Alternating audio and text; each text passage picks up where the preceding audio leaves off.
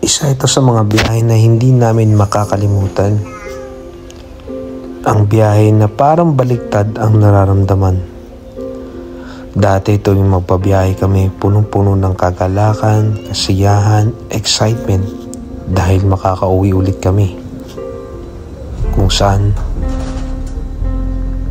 yun ang tinatawag naming tahanan. Bakit parang iba ang pakiramdam ng pag-uwi na ito? Ito ang pag-uwi na kung saan dapat maging matatag pa ang nararamdaman. Ewan ko ba kung bakit nakakalungkot isipin na ang pag-uwi na ito na kung saan sana hinihiling namin na pwedeng maging masaya lang. Madaming iniisip, madaming naaalala. Mahirap tanggapin, pero bakit kailangan tanggapin? Ang dating madaming alaala na masaya, mapapalitan ng kalungkutan. Ito na pala ang huling beses ka namin makikita. Kulang na kulang ang oras. Ito ang tunay.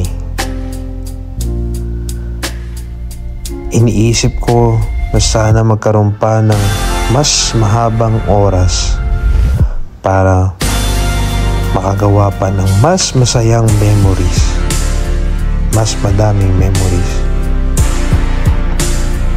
Ay kahit madami ng memories ang nagawa, kulang pa rin ito.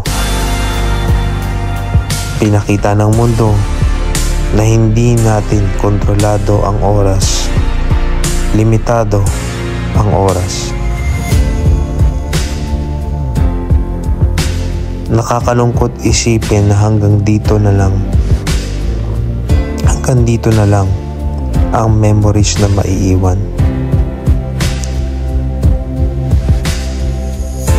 Kung may papalit kami, ipagpapalit namin ang kahit anuman, kayamanan, karangyaan para lang makasama ka ng mas mahaba. Sana napasaya ka namin, Dad.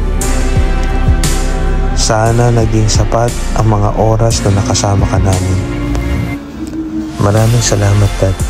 Maraming salamat sa lahat ng alaala na iniwan mo sa amin. Masaya ka na kung nasan ka ngayon. Alam namin yun. Mahal na mahal ka namin.